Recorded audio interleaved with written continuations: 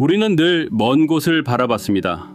화성을, 그 너머의 별들을, 위대한 모험과 장대한 발견을 꿈꿨습니다. 하지만 우리를 뒷마당에서 멈추게 한 것이 무엇인지는 전혀 깨닫지 못했습니다. 우리를 이긴 것은 외계인이나 미지의 힘이 아닙니다. 훨씬 더 단순하고 훨씬 더 아이러니하죠. 우리를 이긴 것은 현미경으로나 보이는 살인자, 바로 달 먼지입니다. 깨진 유리처럼 날카로운 이 먼지는 당신의 폐와 기계를 서서히 파괴합니다. 왜냐하면 달에 가져갈 1리터의 물 비용이 당신의 한 달 월급보다 더 비싸기 때문입니다. 그리고 그곳에 착륙하는 2,500톤짜리 로켓 중 고작 50톤의 작은 부분만이 실제로 쓸모가 있죠. 하지만 진짜 아이러니는 이것이 아닙니다. 진짜 아이러니는 가장 큰 위협이 바로 그 고요하고 장엄한 풍경 속에서 얼어 죽거나 타 죽는다는 현실이라는 점입니다. 만약 당신도 우리 코앞에 닥친 이 끔찍한 진실을 볼 준비가 되셨다면 구독 버튼을 누르십시오. 왜냐하면 달에 대한 당신의 모든 낭만적인 환상은 산산조각 날 것이기 때문입니다. 시작합니다. 수년 동안 우리는 달을 보며 정말 가깝군이라고 생각했습니다. 고작 38만 4천 킬로미터 떨어져 있을 뿐이죠. 맨눈으로도 보이는 이웃입니다. 심지어 12명의 인간이 그 표면을 걸었습니다. 이 때문에 연구기지를 건설하는 것이 다음 논리적인 단계라고 가정했습니다. 하지만 우리는 이 가정에 숨겨진 근본적인 실수를 간과했습니다. 왜냐하면 가장 큰 장애물은 거리가 아니었기 때문입니다. 가장 큰 장애물은 공학기술조차 아니었습니다. 진짜 문제는 대부분의 사람들이 깨닫지 못할 만큼 잔인한 수학이었습니다. 따라서 모든 것은 로켓 방정식에서 시작합니다. 진공도 아니고 먼지도 아니고 방사능도 아닙니다. 그것들은 나중에 올 것입니다. 첫 번째 장애물은 수학입니다. 그리고 이 수학은 선형적이지 않습니다. 이것이 바로 대부분의 사람들이 놓치는 부분입니다. 왜냐하면 지구에서는 일이 단순한 논리로 진행되기 때문입니다. 더 많은 자재를 옮기기 위해 더 많은 트럭을 보냅니다. 관계는 거의 1대1이죠. 화물을 2배로 늘리면 운송 수단도 2배로 늘립니다. 이런 확장은 건설 예산처럼 관리 가능하게 느껴집니다. 하지만 우주는 그렇게 작동하지 않습니다. 우주는 지수와의 전쟁입니다. 로켓 공학의 중심에는 3가지를 연결하는 관계가 있습니다. 도달해야 하는 속도, 로켓이 연료로 가득 찼을 때의 질량, 그리고 그 연료가 소진되었을 때의 질량입니다. 공식을 알 필요는 없습니다. 단지 그 형태만 이해하면 됩니다. 왜냐하면 필요한 속도가 증가할수록 가득 찬 질량과 빈 질량의 비율이 같은 양만큼 증가하지 않기 때문입니다. 그 비율은 불균형적으로 가파른 각도로 치솟습니다. 필요로 하는 매 초당 추가 1km의 속도는 그 이전보다 더 많은 비용을 요구합니다. 이것은 현실에서 끔찍한 의미를 가집니다. 지구 저궤도에 도달하는 것은 우주로 나아가는 첫걸음입니다. 이 단계는 약 9.4km 매 초의 속도 변화를 요구합니다. 이것은 시속 약 33,840km에 해당합니다. 하지만 궤도에서 달 표면으로 내려가 다시 궤도로 올라오려면 대략 6km 매 초가 더 필요합니다. 그리고 이 속도의 모든 작은 조각은 연료로 지불됩니다. 일반적인 대형 화학 로켓을 생각해 보십시오. 발사 순간 질량의 약 85에서 90%는 오직 연료입니다. 발사대에 서 있는 100톤짜리 로켓에서 아마도 단지 10에서 15톤만이 로켓의 구조, 엔진, 그리고 탑재된 화물입니다. 그리고 실제 화물은 이 15톤의 아주 작은 일부에 불과합니다. 하지만 정말 충격적인 사실은 이제부터입니다. 지구 궤도에서 달로 가는데 필요한 단계를 차곡차곡 쌓아 올리면 처음 발사 질량 중 표면에서 사용 가능한 장비로 전환되는 부분은 극적으로 줄어듭니다. 실제 수치는 약 2에서 3%입니다. 이것은 사소한 손실이 아닙니다. 반원임 오차는 더더욱 아니죠. 단지 2에서 3%. 이 숫자가 구체적으로 무엇을 의미하는지 알려드리겠습니다. 달 표면에 약 50톤의 가압 모듈을 상상해 보십시오. 이것은 대형 도로 트럭의 질량과 맞먹습니다. 내부에 장비가 있는 단 하나의 방입니다. 2%의 효율로 이 단 하나의 방은 발사대에서 약 2,500톤의 초기 타워를 의미합니다. 무려 250만 킬로그램이죠. 그리고 이 거대한 질량의 대부분은 단 하나의 방을 먼지 위에 내려놓기 위해 건설되고 발사되고 연소되었습니다. 이것은 연료 빙산입니다. 모듈은 물 위에 떠있는 그 작은 꼭대기일 뿐입니다. 그 아래 모든 것, 즉 연료, 탱크, 단계들은 비행 경로를 따라 불타 사라졌습니다. 따라서 그 50톤 모듈은 기지가 아닙니다. 단지 하나의 방일 뿐입니다. 진짜 기지는 하나의 방보다 훨씬 더 많은 것을 요구합니다. 방사선 방패, 탐사 차량, 14일간의 달의 방 동안 작동할 수 있는 전력 시스템, 식량, 물, 공기, 정수 시스템, 폐기물 처리기, 의료 장비, 통신 장치, 컴퓨터, 도구, 펌프, 밸브, 그리고 회로기판. 그리고 근처에 부품 가게가 없기 때문에 모든 핵심 시스템에는 두세 개의 예비품과 추가 예비 부품이 필요합니다. 왜냐하면 작은 탐사 차량 하나가 수백 킬로그램의 무게가 나가기 때문입니다. 제대로 된 전력 시스템은 수톤에 달합니다. 달에 놓이는 추가 10톤의 장비는 지구에서 발사되는 수백 톤의 추가 연료와 장비를 의미할 수 있습니다.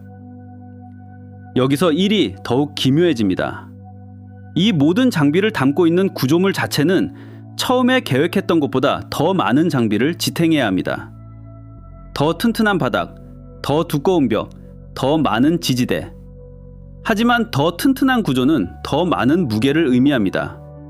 더 많은 질량은 더 많은 연료를 의미합니다. 더 많은 연료는 그 연료를 밀어내기 위해 더 큰 탱크와 더 큰 로켓을 필요로 합니다.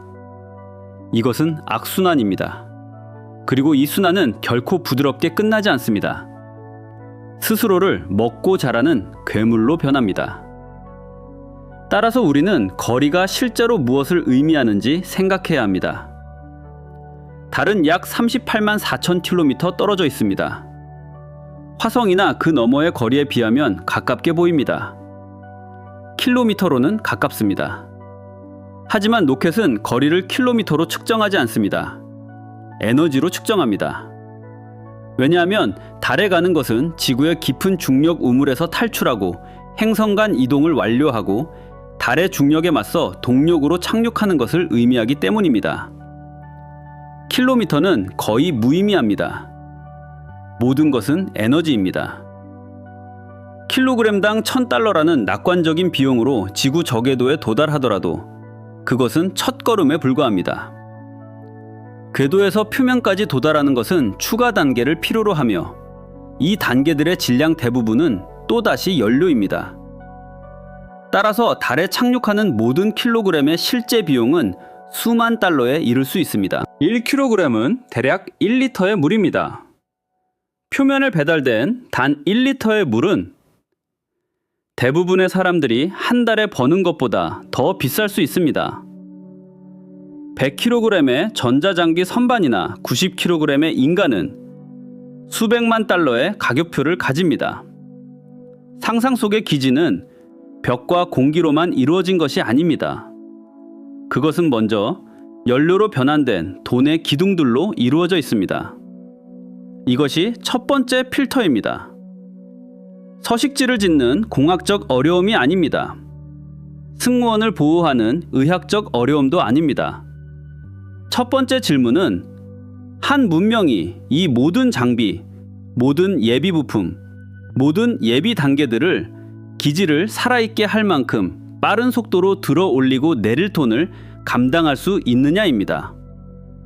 왜냐하면 로켓 방정식을 인간 전초기지에 필요한 모든 것의 총 질량과 결합하면 대답은 어렵다에서 일반적인 경제에서는 거의 불가능에 가까운 경계로 다가가기 때문입니다. 하지만 로켓 방정식은 문제의 시작일 뿐입니다. 왜냐하면 일단 착륙하고 나면 표면에서 기다리는 환경은 당신이 가져온 모든 것에 대해 자신만의 계획을 가지고 있기 때문입니다. 왜냐하면 우리가 어떻게든 발사 비용을 지불할 수 있다고 가정해 봅시다. 로켓 방정식이 어떻게든 해결되고 장비가 착륙했다고 생각합시다. 한 승무원이 달 표면에 발을 내딛습니다. 하지만 그들을 가장 먼저 맞이하는 것은 먼지나 어둠 또는 침묵이 아닙니다. 물론 그것들 모두가 차례를 기다리고 있기는 하지만요. 그들을 가장 먼저 맞이하는 것은 보이지 않는 것입니다. 바로 하늘 그 자체입니다. 왜냐하면 지구에서는 당신이 전혀 생각하지 않는 두 개의 방패로 둘러싸여 있기 때문입니다. 첫 번째는 대기입니다. 당신 머리 위에 있는 약 1바의 공기 기둥은 당신에게 도달하기 전에 엄청난 양의 태양 및 우주 방사선을 흡수하고 산란시키는 가스 기둥입니다. 그래서 당신은 보호받습니다. 두 번째는 지구의 전 지구적 자기장입니다. 이 자기장은 태양과 먼 우주에서 오는 하전 입자들을 굴절시켜 마치 강물이 돌멩이를 피해 흐르듯 휘게 만듭니다. 하지만 달에는 이 두 가지가 모두 없습니다. 달 표면은 거의 완벽한 진공 상태입니다. 두꺼운 공기층이 없습니다. 강력한 전지구적 자기장도 없습니다. 태양과 태양계 훨씬 너머에서 오는 고에너지 입자들이 거의 아무런 방해 없이 표면에 부딪힙니다. 이것은 기본 상태입니다. 특별한 사건이 아니고 폭풍도 아닙니다. 이것이 매일의 정상적인 환경입니다.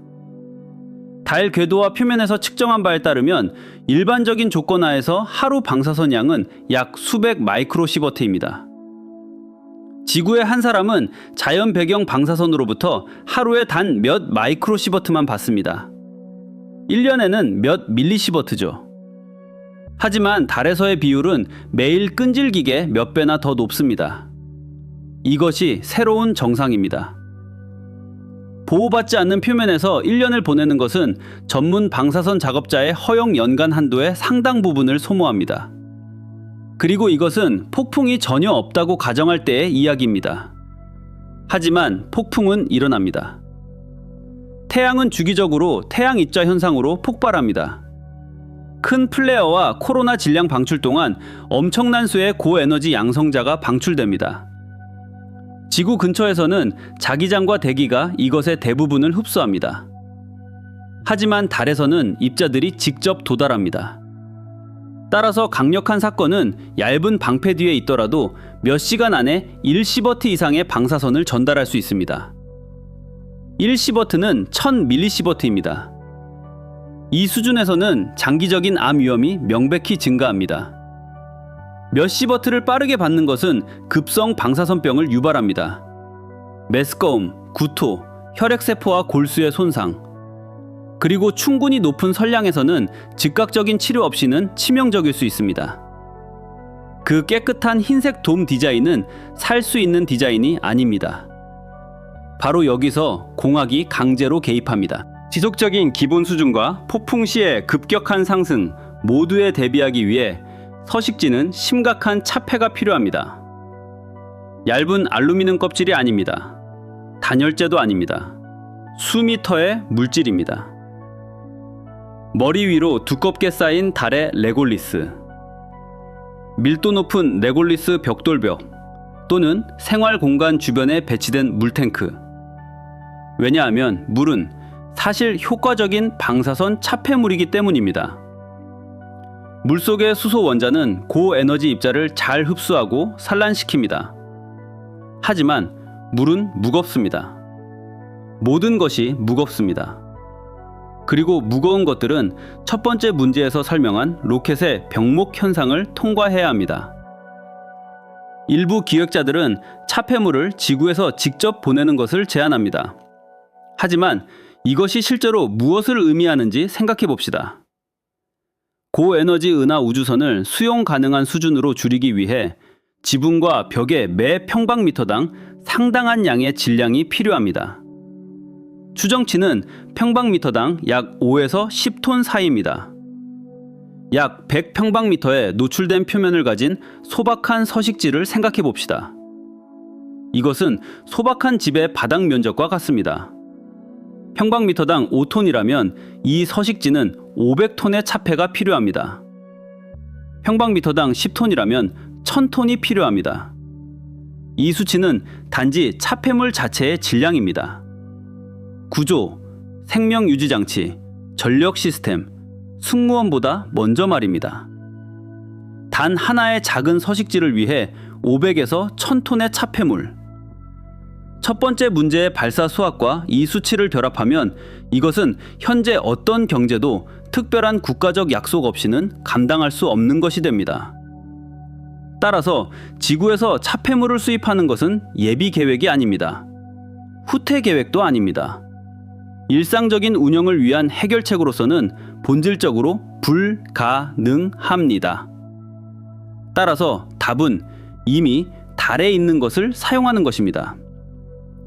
레골리스는 공짜입니다. 표면은 수십억 년간의 미소 운석 충돌로 미세하고 부드러워진 수미터 깊이의 레골리스로 덮여 있습니다. 올바른 본능은 그것을 파내고 위에 쌓아서 자연적인 방사선 덮개로 사용하는 것입니다. 이것은 올바른 본능입니다. 하지만 문제를 해결하지 않습니다. 문제의 위치를 바꿀 뿐입니다. 왜냐하면 레골리스를 옮기는 것은 굴착기, 로더, 불도저를 필요로 하기 때문입니다. 도람을 파고 무거운 자루를 채우는 기계들, 또는 레골리스를 벽돌로 변환하는 3차원 프린터들, 그리고 이 모든 것들은 달 환경에서 수년간 살아남아야 합니다. 달의 낮과 밤 사이 250도가 넘는 온도 변화, 햇빛 아래에서는 섭씨 100도 이상으로 올라가고 그늘에서는 섭씨 영하 170도 정도로 떨어집니다. 날카롭고 마모성이 강한 먼지가 모든 밀봉구와 베어링에 침투합니다. 진공은 윤활제의 거동을 바꿉니다. 그리고 모든 굴착기, 모든 예비 엔진, 모든 유압 밀봉구는 지구에서 들어올려져 달 전위 궤도에 진입하고 부드럽게 착륙해야 하는 질량입니다. 왜냐하면 현지 자재를 사용하기로 결정했다고 해서 로켓 방정식이 사라지는 것은 아니기 때문입니다. 연문으로 다시 들어옵니다. 그리고 숫자가 해결할 수 없는 부분이 있습니다. 왜냐하면 데이터가 없기 때문입니다. 우리는 인간 생물학을 심우주 방사선과 저중력의 특별한 조합하에서 수년간 테스트해 본 적이 없습니다. 지금까지의 모든 장기 우주 비행은 국제 우주 정거장에서 여전히 지구의 보호 자기장 안에 있고 6분의 1 중력이 아닌 미세 중력에서 이루어졌습니다. 달 기지 승무원은 다른 방사선 환경과 다른 중력 환경에 동시에 수년간 직면하게 될 것입니다. 그리고 이 조합이 심혈관 건강, 골수, 신경계 또는 장기암 위험에 미치는 영향에 대한 역사적 데이터가 없습니다. 달 기지가 그 데이터 세트가 될 것입니다. 그 안에 사는 사람들은 기지를 작동 상태로 유지하기 위해 자신의 건강에 의존하면서 증거를 스스로 만들어낼 것입니다. 그들은 동시에 피험자이자 수리팀이 될 것입니다. 만약 결과가 예상보다 나쁘게 나온다면 깨끗하게 되돌릴 버튼은 없습니다. 왜냐하면 완전히 정착한 인구를 지구로 데려오는 것은 엄청나게 비싸기 때문입니다. 그리고 이 주민들 중 일부는 6분의 1 중력에서 수년을 보낸 후 완전한 지구 중력을 견디지 못할 수도 있습니다. 생물학은 아직 알려지지 않은 방식으로 되돌릴 수 없을지도 모릅니다. 어쩌면 신중한 차폐와 예방의학이 위험을 관리 가능한 수준으로 유지할 수도 있습니다. 어쩌면 방사선과 저중력의 조합이 현재 모델이 과소평가하는 방식으로 상호작용할 수도 있습니다. 더 높은 암 발병률을 낳고 가속화된 심혈관 질환, 신경계 손상을 일으킬 수도 있습니다.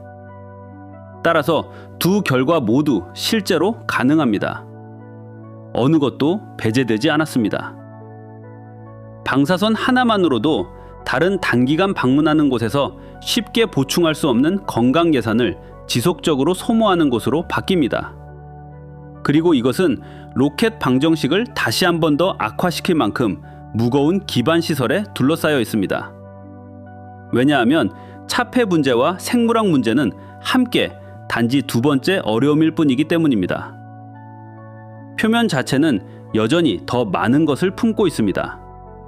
그리고 이제 진짜 충격이 옵니다. 왜냐하면 생물학은 잠시 접어두십시오. 몸이 보이지 않는 손상을 서서히 축적하는 것은 한 종류의 위협입니다. 표면 자체는 전혀 다른 종류의 위협을 제시합니다. 그리고 그것은 가시적이고 측정 가능하며 대부분의 지구공학이 결코 다루도록 요청받지 않은 방식으로 극단적입니다. 달의 낮이 밤으로 바뀌는 것을 지켜보십시오. 이것은 짧고 시원한 밤과 따뜻한 오후가 있는 익숙한 24시간 주기가 아닙니다. 달은 태양에 대해 완전한 한 바퀴를 도는데 약 29.5 지구일이 걸립니다. 이것은 대략 14일 동안의 끊임없는 햇빛을 의미합니다. 그 후 약 14일 동안의 완전한 어둠이 이어집니다. 그리고 이 주기는 달마다 해마다 계속됩니다. 따라서 그 직사광선 속에서 표면 온도는 약 섭씨 120도, 즉 화씨 250도로 치솟습니다. 하지만 태양이 지평선 아래로 떨어지고 긴 밤이 시작되면 표면 온도는 섭씨 영하 170도, 즉 화씨 영하 274도로 곤두박질 칩니다. 이 두 극단 사이의 총 변동폭은 300도 섭씨에 가깝습니다. 지구의 여름과 겨울처럼 계절에 걸쳐서가 아니라 단 한 달 안에 반복해서 말입니다. 왜냐하면 금속은 뜨거워지면 팽창하고 차가워지면 수축하기 때문입니다. 밀봉재는 추위에 뻣뻣해지고 더위에 부드러워집니다. 납땜 연결부는 매 주기마다 휘어집니다. 케이블, 경첩, 커넥터, 그리고 파이프 연결부는 2주 동안 한 방향으로 그리고 다음 2주 동안 반대 방향으로 당겨집니다. 지구에서 대부분의 기계는 하루에 수십 도의 변동을 겪습니다. 하지만 달의 장비는 거의 300도에 달하는 범위에서 반복적으로 끌려다닙니다. 따라서 작은 장력들이 쌓입니다. 미세한 균열이 자랍니다. 밀봉재는 접착력을 잃습니다. 구조는 단지 온도를 견디는 것이 아니라 수년 동안 지속적으로 느린 동작의 피로 시험을 실행하는 것과 같습니다. 내부에서는 승무원들이 상온에 가까운 온도를 필요로 합니다. 약 20에서 25도 정도죠. 서식지 벽은 표면이 그 순간 제공하는 극단적인 환경에 맞서 이 안정적인 내부 환경을 유지해야 합니다. 긴 낮 동안 밖은 타오릅니다. 긴 밤 동안은 얼어붙습니다. 따라서 열 제어는 멈출 수 없습니다. 뒤처질 수도 없습니다. 왜냐하면 낮 동안 뒤처지는 것은 내부가 과열된다는 것을 의미하기 때문입니다. 밤 동안 실패하는 것은 파이프가 얼고 공기가 위험할 정도로 차가워진다는 것을 의미합니다. 그리고 이 모든 일은 주변 구조물이 같은 주기로 수축하고 팽창하는 동안 일어납니다. 태양 에너지는 달에서 명백한 답처럼 보입니다. 구름도 없고 공기도 없고 빛을 산란시키는 대기도 없습니다. 패널은 깨끗하고 강렬한 햇빛 아래 놓여 약 14일 동안 효율적으로 변환합니다. 태양 에너지는 잘 작동합니다. 하지만 그 후 태양은 지고 출력은 본질적으로 0으로 떨어집니다. 350시간이 넘는 달의 밤 동안 생명 유지를 계속 가동하기 위해 기지는 저장된 에너지가 필요합니다. 생명 유지 장치만으로도 공기 순환, 이산화탄소 제거, 산소 생산, 물 순환 및 난방을 위해 지속적인 전력이 필요합니다. 여기에 컴퓨터, 조명, 통신을 더하면 기지는 항상 10에서 수백 킬로와트의 전력을 소비합니다. 이 지속적인 소비에 약 14일을 곱하면 메가와트시 단위의 저장 에너지가 필요하게 됩니다. 하지만 이제 열 방출 문제를 추가해 봅시다. 전력이 해결된 후에도 이 모든 전력은 결국 서식지 내에서 폐열로 변합니다. 지구에서는 폐열을 주변 공기로 버립니다. 대기가 그것을 멀리 옮겨줍니다. 하지만 달에는 거의 공기가 없습니다. 대류, 즉 순환하는 액체나 가스를 통해 열이 이동하는 과정은 본질적으로 작동하지 않습니다. 열은 다른 것과 직접적인 고체 접촉을 통해서나 당사를 통해서만 빠져나갈 수 있습니다.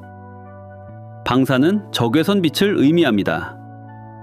에너지가 우주를 향해 보이지 않게 빛나는 것이죠. 따라서 기지는 라디에이터가 필요합니다. 차가운 우주를 향하도록 방향이 정해진 큰 패널들. 적외선으로 빛나며 천천히 열을 밖으로 내보내는 패널들입니다. 이것이 유일하게 실행 가능한 냉각 메커니즘입니다. 하지만 서식지를 방사선으로부터 보호하는 바로 그 레골리스가 냉각 문제를 충돌로 만듭니다. 방사선을 해결하는 매립된 벙커는 동시에 서식지를 달에서 가장 좋은 단열재 중 하나로 감쌉니다. 왜냐하면 레골리스는 열을 잘 전도하지 않기 때문에 외부의 잔인한 변동을 늦추는 데 도움이 됩니다. 하지만 이 상황은 열을 서식지 내부에서 더 시원한 라디에이터로 옮겨야 할 때 심각한 장애물이 됩니다. 당신은 자신의 구조물에 의해 가려지지 않고 깨끗한 우주를 바라봐야 하는 방열판으로 그 담요를 통해 열을 펌핑하려는 열담요에 쌓인 서식지를 발견하게 됩니다. 그리고 이 모든 것을 하는 열 제어 시스템은 단일 장치가 아닙니다. 펌프, 파이프, 밸브, 열 교환기, 그리고 라디에이터입니다. 뜨거운 내부에서 깊은 외부의 추위까지의 범위에서 함께 작동합니다. 그리고 부분적으로 얼어붙은 윤활유에 의해 멈춘 펌프는 전체 냉각 순환을 붕괴시킬 수 있습니다. 금이 간 파이프는 냉각수를 배출하여 경고 없이 온도 제어를 끝낼 수 있습니다. 따라서 긴 낮 동안에는 타오르는 외부의 열에 맞서 싸우면서 동시에 내부에서 생성된 열을 배출합니다. 긴 밤 동안에는 폐열을 여전히 우주로 옮기면서 동결을 방지합니다. 두 가지 모두를 수년 동안 실패 없이 해내야 합니다. 그리고 이 통제된 거품 밖에서는 노출이 훨씬 더 심합니다. 왜냐하면 긴 밤 동안 유유수 상태로 방치된 모든 장비, 주차된 로버 임무 사이에 대기하는 로봇 8크레인은 꼬박 2주 동안 섭씨 영하 150도 아래로 식을 수 있습니다. 많은 윤활유는 고체로 얼거나 끈적해집니다. 서로 다른 금속은 다른 양만큼 수축하여 여러 방향에서 연결부를 잡아당깁니다. 따라서 2주 동안 깊은 냉동고에 주차된 차를 상상해 보십시오. 그런 다음 완전한 성능으로 작동하고 주행할 것으로 기대됩니다. 그리고 이것이 수년 동안 수백 번 반복됩니다. 베어링은 더 빨리 마모됩니다. 코팅은 갈라집니다. 케이블은 뻣뻣해지고 결국 끊어집니다. 현재 사용 중인 대부분의 우주 장비는 동시에 무거운 산업 작업을 수행하면서 수백 번의 이러한 극한 주기에 대해 테스트되지 않았습니다. 이러한 조건에서 수십 년을 견딜 기계를 설계하는 것은 재료와 공학을 지구 산업이 일반적으로 요구하는 모든 것에 훨씬 너머로 밀어붙입니다. 그리고 이 환경에서의 모든 고장은 엄청난 비용으로 발사된 예비 부품을 의미합니다.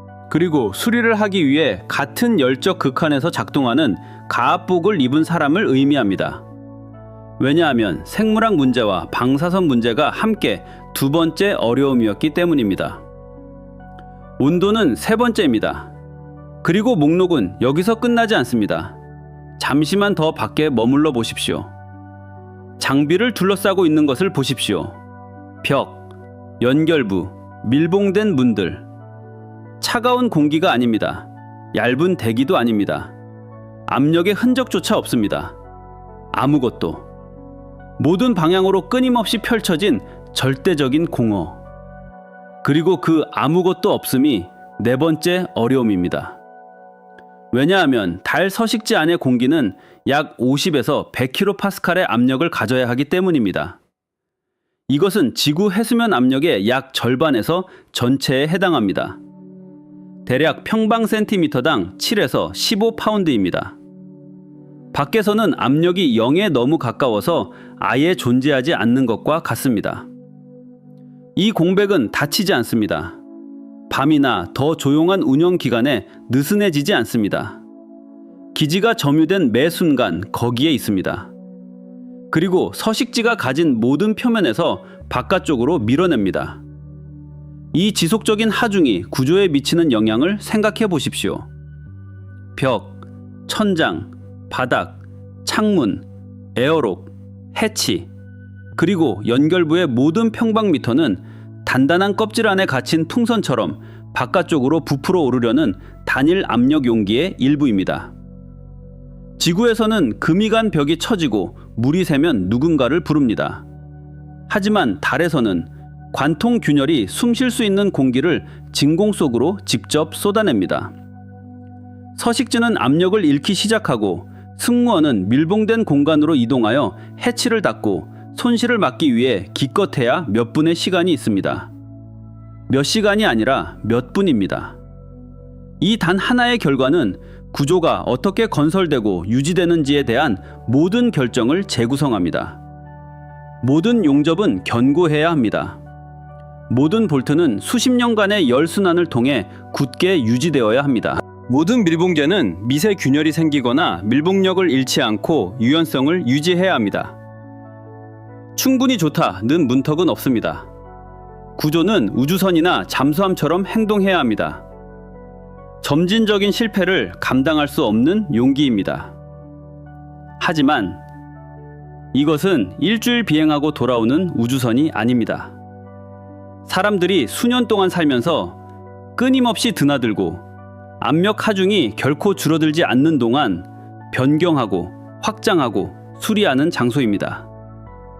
하지만 현실은 달랐습니다. 가장 위험한 고장 모드는 극적인 것이 아닙니다. 중요한 파손으로 인한 급격한 압력 손실은 무섭고 이에 대한 계획은 중요합니다. 하지만 더 조용한 적은 찾아내고 막기가 더 어렵습니다. 왜냐하면 공기 분자는 작고 끊임없이 움직이기 때문입니다. 껍질을 통과하는 모든 경로, 아무리 작더라도 가스가 새게 합니다. 미세한 피놀, 해치 프레임을 따른 불완전한 밀봉 라인, 분자가 한 줄로 통과할 수 있는 모세관 긁힘이 있는 밀봉 자리. 이 누출은 보이지 않습니다. 소리도 내지 않고 무자비합니다. 초당 몇 그램의 공기는 거의 무시할 수 있는 것처럼 보입니다. 하지만 서식지에는 수톤의 숨 쉴 수 있는 공기가 있습니다. 이 비율로 계속되는 감지되지 않은 누출은 명백한 경보를 울리지 않고 몇 시간에서 며칠 내에 예비량을 고갈시킬 수 있습니다. 따라서 기지는 모든 구역에 압력 센서가 필요합니다. 판도값을 지속적으로 비교하여 실제 손실일 수 있는 하락을 기기 오류일 수 있는 하락과 구별합니다. 모듈 사이에 자동 격리 밸브가 필요하여 위험에 처한 구역이 전체 서식지를 비상 상황으로 만들지 않고 밀봉될 수 있습니다. 그리고 이중화는 양날의 검입니다. 잘못된 시간에 기지의 절반을 차단하는 오경보도 위험합니다. 하지만 이제 진짜 질문으로 넘어가 봅시다. 수백 평방미터의 껍질 위 어디에서나 발생할 수 있는 누출을 찾아 내부에서 수리해야 하는 사람들은 어떻게 될까요? 왜냐하면 누출은 항상 즉시 나타나지 않기 때문입니다. 결함은 청 50번의 열 순환 동안 잠복해 있다가 100번째에 열릴 수 있습니다. 근처의 미소 운석 충돌이 수개월 동안 한계에 있던 밀봉을 열 만큼 격을 휘게 할 수 있습니다. 일부 결함은 완전한 작동 압력 하에서만 나타나 더 낮은 하중에서는 보이지 않습니다. 지구에서는 의심스러운 연결부에 비눗물을 뿌리고 거품을 봅니다.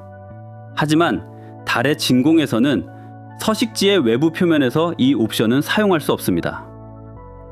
직접 볼 수 없는 연결부에서 빠져나가는 가스를 완전히 분해하여 테스트할 수 없는 구조에서 사냥하는 것입니다. 따라서 외부 껍질에는 또 다른 문제가 있습니다. 아무것도 속도를 늦출 수 없는 대기가 없기 때문에 작은 암석과 금속 조각들이 초당 수십 킬로미터의 속도로 표면에 충돌합니다.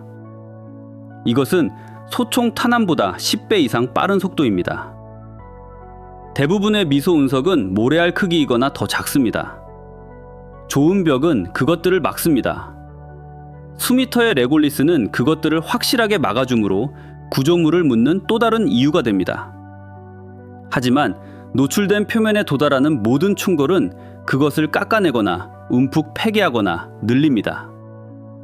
수년에 걸쳐 수백만 번의 작은 충격이 모든 노출된 표면에 미세 크레이터를 만듭니다.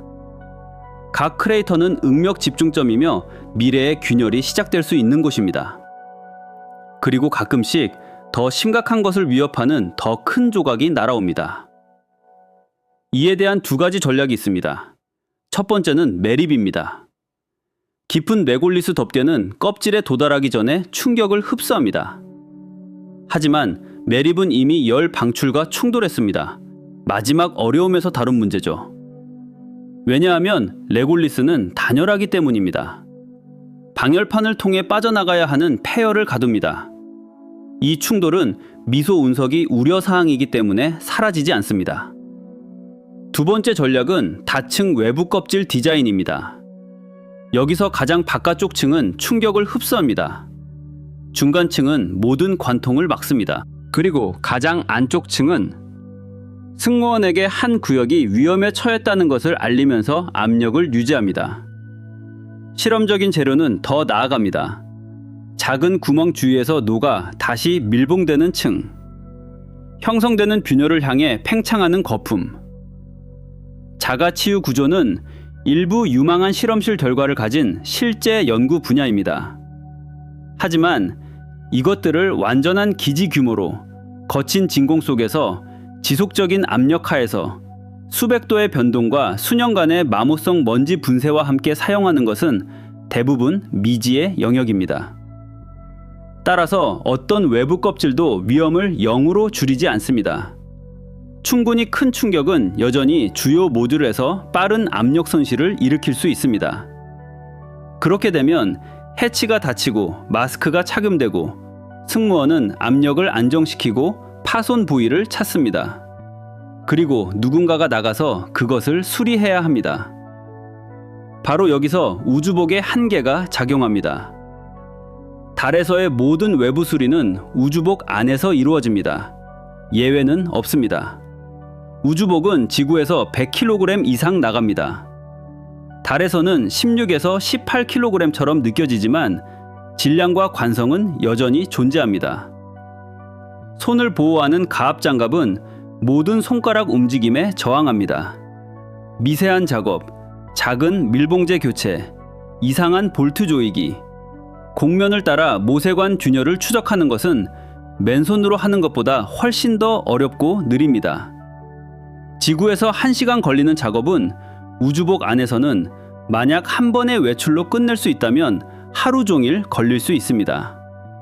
그리고 모든 우주복 외출은 소모품을 일정한 비율로 태웁니다. 산소, 이산화탄소 제거기 용량, 우주복 열 시스템을 통과하는 냉각수, 이 모든 것을 작동시키는 배터리 충전량. 이 소모품들이 한계에 가까워지면 수리는 끝납니다.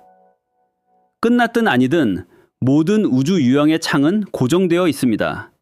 작업은 그 안에 맞춰져야 합니다. 또는 승무원은 두 번째 외출을 계획하고 또 다른 소모품 세트를 태우고 또 다른 위험과 노력의 주기를 추가합니다. 하지만 이제 그들과 함께 돌아오는 것을 보십시오.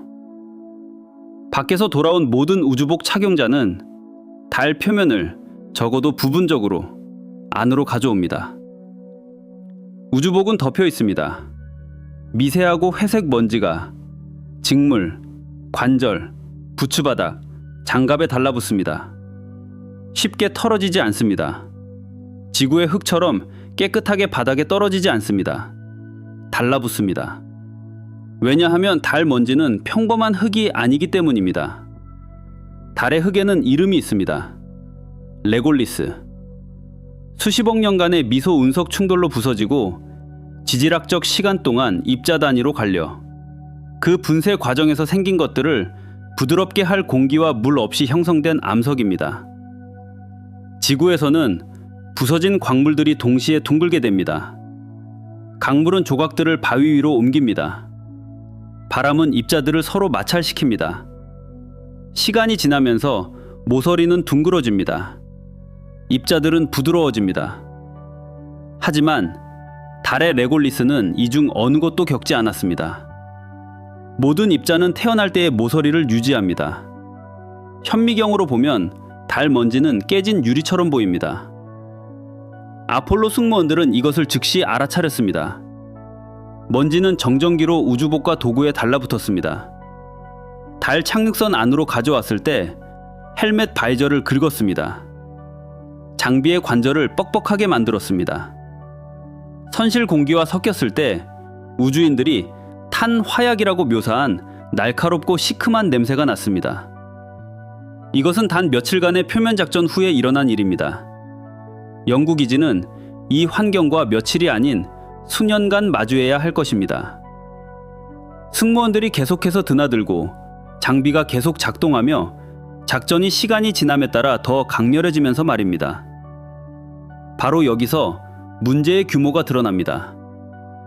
달 먼지 입자는 일반적으로 수십 마이크로미터 직경입니다. 지구의 미세먼지 입자 크기지만 먼지처럼 보이지 않는 모서리를 가지고 있습니다. 밀폐된 환경에서 이 크기의 입자들은 폐의 가장 깊은 곳까지 도달합니다.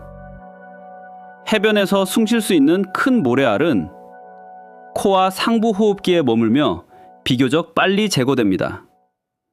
하지만 미세하고 각진 입자들은 그렇지 않습니다. 신체의 상부 방어선을 통과하여 가스 교환이 일어나는 산소가 혈류로 들어가고 이산화탄소가 나오는 폐 깊숙한 곳의 작은 공기 주머니에 도달합니다. 그곳에 정착하여 자극하고 조직을 손상시킵니다. 왜냐하면 지구에서는 채광이나 석재 절단으로 인한 미세한 규소먼지에 수년간 노출된 노동자들이 규폐증을 앓을 수 있기 때문입니다. 폐 조직에 흉터가 생깁니다. 호흡이 손상됩니다. 감염 위험이 증가합니다. 상태는 만성적이고 진행성입니다. 달 먼지는 산업용 주소와 같지는 않지만 같은 두려움과 아마도 더 많은 것을 제기합니다. 일부 연구자들은 수천 년 동안 진공과 방사선 아래에 있던 레골리스 입자들이 일반적인 광물 먼지보다 더 공격적으로 조직과 반응할 수 있는 화학적으로 활성인 표면을 가지고 있다고 생각합니다. 데이터는 부족하지만 우려의 방향은 명확합니다. 기지 승무원은 이 물질로 둘러싸여 살게 될 것입니다. 사람들은 밖으로 나가 일하고 돌아올 것입니다. 우주복은 먼지를 에어록으로 옮길 것입니다. 에어록은 오염이 멈춰야 할 곳입니다. 그리고 그것을 완전히 막는 것은 어떤 단순한 문도 해결할 수 없는 공학적 문제입니다. 따라서 에어록은 단지 밀봉된 문일 수 없습니다. 수년간의 운영을 위해서는 아닙니다. 진짜 달 에어록은 산업용 클린룸처럼 작동해야 합니다. 한 가지 접근법은 우주복의 외부층을 영구적으로 외부에 두고 승무원이 깨끗한 내부에서 드나드는 것입니다. 이렇게 하면 오염된 외부 표면이 결코 안으로 들어오지 않습니다. 다른 사람들은 내부 문이 열리기 전에 먼지를 제거하기 위해 진공 시스템 브러시, 가스제트 또는 진동을 사용합니다. 내부에서는 다단계 필터링이 미세 입자를 잡아내지만 필터는 막히고 교체해야 합니다. 그리고 서식지 전체의 먼지 수준은 지속적으로 모니터링해야 합니다. 왜냐하면 오염은 항상 보이지 않는 방식으로 축적되기 때문입니다. 하지만 폐는 문제의 일부일 뿐입니다. 기계도 같은 문제에 직면합니다. 수십 마이크로미터 크기의 날카로운 모서리를 가진 입자들이 베어링 경첩 또는 밀봉부에 들어갔을 때 무슨 일이 일어나는지 생각해 보십시오. 미세한 사포처럼 작용합니다. 코팅을 마모시킵니다. 윤활유를 깎아냅니다. 밀봉부에서 미세한 누출 경로를 엽니다. 깨끗한 환경에서 수년 동안 안정적으로 작동할 수 있는 장비는 마모성 입자들이 모든 움직이는 인터페이스에 들어갈 때 훨씬 더 빨리 마모됩니다. 팬과 펌프의 필터는 더 빨리 채워집니다. 증가된 저항에 맞서 작동하는 펌프는 더 많은 전력을 소비하고 더 빨리 마모됩니다. 수년을 견뎌야 하는 밀봉부는 몇 달 안에 성능 저하를 보이기 시작합니다. 그리고 먼지가 전력 시스템에 도달합니다. 달의 태양광 패널은 지구에 비해 실제적인 이점이 있습니다. 구름도 없고 대기도 없고 빛을 감소시키는 공기도 없습니다. 햇빛은 14일간의 낮 동안 깨끗하고 직접적으로 옵니다. 하지만 먼지는 모든 수평 표면에 쌓이고 태양광 패널은 바로 그것입니다. 얇은 코팅은 세포에 도달하는 빛을 감소시키고 설계 한계에 있는 시스템에서는 몇 %의 손실도 중요합니다. 이것은 이론이 아닙니다. 화성에서는 패널의 먼지가 탐사 임무를 끝낼 만큼 출력을 감소시켰습니다. 화성에는 이것을 유도하는 전 지구적인 폭풍이 있습니다. 달에는 전 지구적인 폭풍이 없지만 다른 것이 있습니다. 모든 표면 작업은 국지적인 먼지 구름을 생성합니다. 로버 주행은 그것을 일으킵니다. 착륙 및 이륙하는 로켓은 그것을 분사합니다. 건설 작업은 그것을 방해합니다. 진공 속에서 입자들은 공중에 떠다니는 대신 탄도 경로를 따릅니다. 그리고 일부는 마찰이나 햇빛으로 전기적으로 충전되어 찹지하는 것에 달라붙거나 표면 위에서 잠시 떠 있습니다. 먼지를 쓸어낼 바람과 표면을 씻어낼 비가 없습니다. 쌓인 것은 그대로 남습니다. 라디에이터도 같은 문제에 직면합니다. 라디에이터는 열을 적외선 복사로 차가운 하늘로 방출하여 작동합니다. 그리고 얼마나 효율적으로 작동하는지는 표면의 특성에 달려 있습니다. 얇은 먼지 코팅은 이 특성을 바꿉니다. 열이 빠져나가는 속도를 줄이는 열 담요처럼 작용합니다. 덜 효율적인 라디에이터는 냉각 시스템이 더 열심히 작동하거나 더 높은 온도에서 작동하거나 물리적으로 더 크게 제작되어야 함을 의미합니다. 왜냐하면 더 높은 작동 온도는 전자제품의 수명을 단축시키기 때문입니다. 더 큰 라디에이터는 더 많은 질량을 필요로 합니다. 모든 길은 기지를 이미 다른 방향에서 압박하고 있는 제약으로 돌아갑니다. 그리고 기지가 성장하기 시작하면 무슨 일이 일어날지에 대한 질문이 있습니다. 달 기지에 대한 장기적인 비전은 현지 자원을 사용하는 것을 포함합니다. 원자재를 위해 레골리스를 채굴하는 것, 광물에 갇힌 산소를 추출하는 것, 금속을 가공하는 것, 구조 부품을 인쇄하는 것. 이 모든 작업은 먼지 문제를 악화시킵니다. 굴착기는 레골리스를 퍼올리고 비웁니다. 컨베이어는 그것을 운반합니다. 분쇄기는 그것을 더 잘게 부숩니다. 반응기는 산소를 추출하기 위해 그것을 고온으로 가열합니다. 이 사슬의 모든 단계는 더 많은 미세 입자를 생성하고 더 많은 구름을 만들며 기지 주변 환경에 더 많은 오염을 유입시킵니다. 따라서 이산화탄소 제거기, 산소 발생기, 미량 오염물질 필터는 모두 임무 전체 기간 동안 매일, 매시간 계속 작동해야 합니다. 몇 주가 아니라 수년 동안. 국제우주정거장은 이미 이것을 하고 있습니다. 그들은 화학 제거기와 산소 생성 시스템을 가지고 있으며 승무원은 재활용된 공기를 마십니다. 따라서 이것은 해결된 문제처럼 우리가 이미 어떻게 하는지 아는 것처럼 보일 수 있습니다. 하지만 국제우주정거장은 닫힌 순환계가 아닙니다. 지구에 크게 의존합니다.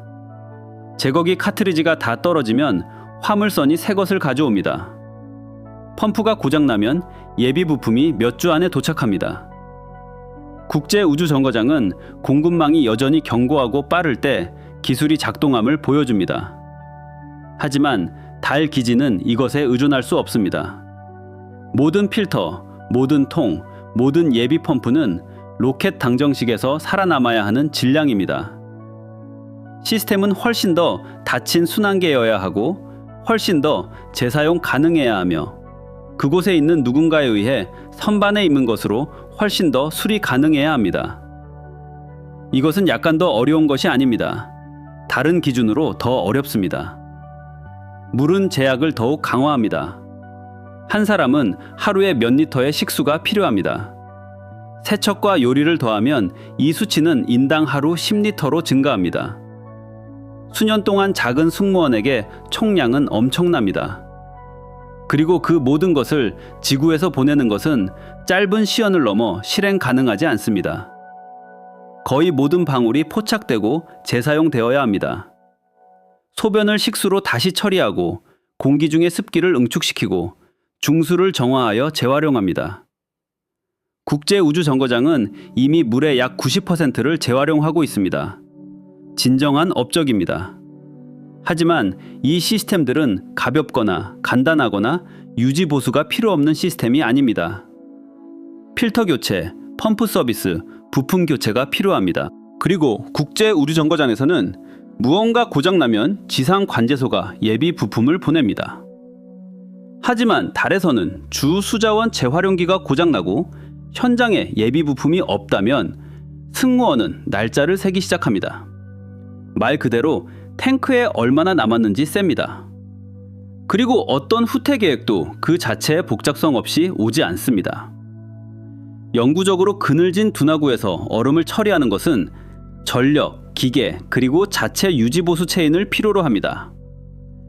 비상 완충제를 구성하는 저장된 탱크는 제한적입니다. 그리고 모든 것을 관리하는 동일한 질량 페널티에 의해 제한됩니다. 이웃도 없고 갈 우물도 없습니다. 단지 기계들이 현재 가진 것으로 생산하는 것만 있습니다. 음식도 같은 벽에 부딪힙니다. 짧은 임무는 동결 건조된 식량을 운반할 수 있습니다.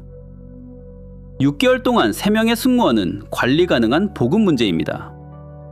하지만 수년 동안 더 많은 사람들과 함께 일하는 기지는 이것을 모든 추가 승무원과 모든 추가 운영 연도와 함께 더 무거워지는 지속적이고 비싼 물류 체인으로 바꿉니다. 어느 시점에서 선택은 이분법적이 됩니다. 기지를 영구적으로 작고 순환적으로 유지하거나 현지에서 식량을 재배합니다.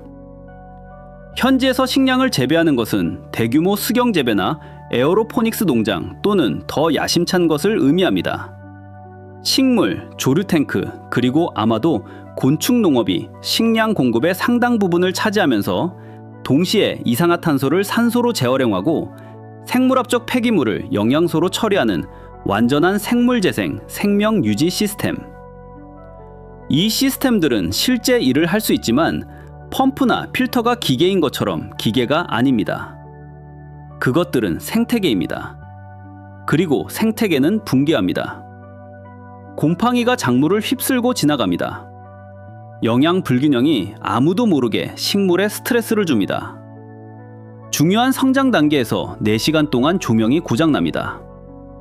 온도 급상승이 한 대치를 죽입니다. 지구에서는 실패한 온실이 복구될 수 있습니다. 씨앗, 예비 토양, 재건하는 동안 다른 곳에서 음식을. 하지만 달에서는 대규모 작물 실패가 식량 안보에 직접적인 타격을 줍니다. 그리고 유일한 완충제는 질량과 유통기한에 의해 제한된 저장된 식량입니다. 다른 곳은 없습니다. 따라서 생물 재생 시스템을 조정하는 것은 저중력에서 인공조명 아래에서 특이한 방사선 배경 속에서 성장을 규모에서 연구된 적 없는 방식으로 영향을 미칠 수 있는 대기에서 식물 생물학과 화학에 대한 깊은 지식을 필요로 하는 느리고 숙련된 작업입니다. 공기, 물, 음식을 관통하는 규칙은 동일합니다.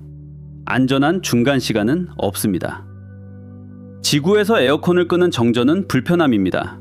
주로 취약한 사람들에게 위험하고 건강한 성인에게는 거의 치명적이지 않습니다. 하지만 달에서는 환경 제어를 단 몇 시간만 이뤄도 조건이 치명적인 문턱을 넘어설 수 있습니다. 이산화탄소 청소가 멈추고 수준이 올라갑니다. 팬이 멈추고 탁한 공기 주머니가 생깁니다. 습도 조절이 실패하고 전자제품 내부에 결로가 생깁니다. 냉각이 실패하고 내부가 뜨거워집니다. 밤 동안 난방이 실패하고 온도가 영하로 떨어져 파이프, 탱크, 사람들을 위협합니다. 명백한 답은 이중화입니다. 여러 개의 청소기, 펌프, 팬, 예비전력, 비상산소. 그리고 이중화는 옳지만 모든 예비품은 로켓 방정식으로 발사된 더 많은 장비, 동일한 소규모 승무원이 유지 보수하는 더 많은 배관, 배선, 센서를 의미합니다. 하지만 이제 잠시 멈추고 생각해 봅시다. 왜냐하면 이 기계들에도 숨겨진 고장 모드가 있기 때문입니다. 만약 두 개의 청소기가 하나의 소프트웨어 컨트롤러를 공유한다면 하나의 오류가 둘 다를 비활성화합니다. 만약 두 개의 펌프가 동일한 결함 있는 생산 배치에서 온 것이라면 동일한 조건 하에서 함께 고장날 수 있습니다. 따라서 이중화는 독립적인 고장에 대해서는 보호하지만 공통 원인 고장에 대해서는 그렇지 않습니다. 그리고 제한된 공급업체와 적은 부품 다양성으로 지어진 기지는 이것에 특히 취약합니다. 왜냐하면 열린 창문이 없고 신선한 공기를 위해 밖으로 나갈 수 없기 때문입니다. 승무원이 숨쉬고 마시고 먹는 모든 것은 대부분 작동하는 것만으로는 안 되는 시스템에 의해 지속적으로 생산되고 회수되고 유지 보수되어야 합니다. 하지만 지속적으로 신뢰성 있게 수십 년 동안 압박을 받는 소규모 팀에 의해 수리 가능해야 합니다. 이것은 지구의 가장 안전이 중요한 기반 시설, 즉 병원, 잠수함, 발전소에서 그들 뒤에 거대한 전문팀과 완전한 공급망이 있을 때조차도 충족하기 어려운 기준입니다.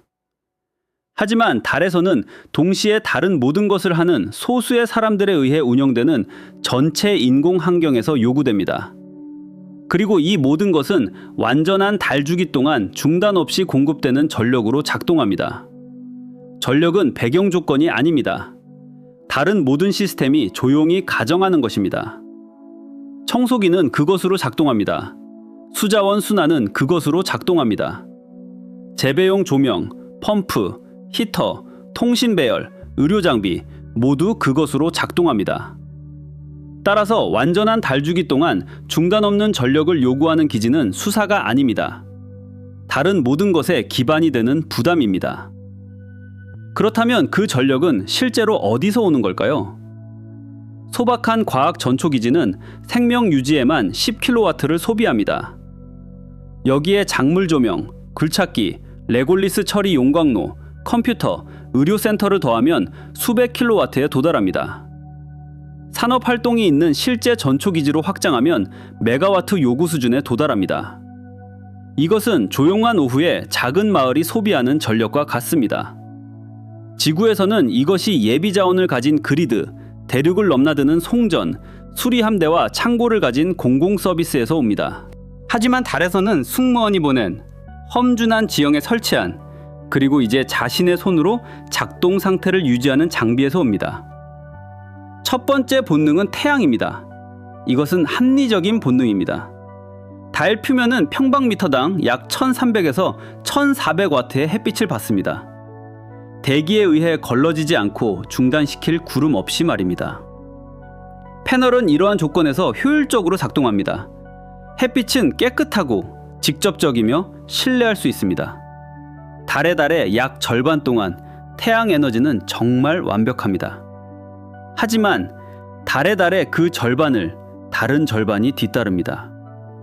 태양은 지고 약 350시간 동안 지평선 아래에 머뭅니다. 하룻밤이 아니라 꼬박 2주 동안의 끊임없는 어둠입니다. 이동안 태양 출력은 본질적으로 0으로 떨어집니다. 이것을 극복하기 위한 수학은 빠르게 불편해집니다. 350시간의 어둠 동안 평균 500kW를 소비하는 기지는 175메가와트시 범위에 저장된 에너지가 필요합니다. 175kW시가 아닙니다. 괜찮은 가정용 배터리를 정의하는 종류의 숫자가 아닙니다. 무려 175메가와트시. 이 에너지를 담을 수 있는 배터리 바치나 연료전지 시스템은 수십, 잠재적으로 수백 톤의 무게가 나갈 것입니다. 게다가 이 시스템들이 안전하게 작동하기 위해 필요한 인버터, 제어 장비, 열 관리 장비. 그리고 이것은 단지 야간 저장 문제입니다. 태양광 배열 자체에도 어려움이 있습니다. 입자가 세포를 손상시키면서 패널은 달 방사선 아래에서 성능이 저하됩니다. 미소 운석은 표면을 움툭 패게 합니다. 로버, 착륙수선, 건설에서 나온 먼지는 패널에 쌓여 출력을 차단합니다. 그리고 청소는 함정입니다. 닦는 것은 유리를 긁을 위험이 있습니다. 가스를 부는 것은 자원을 소비합니다. 자동 시스템은 고장날 수 있는 더 많은 기계입니다.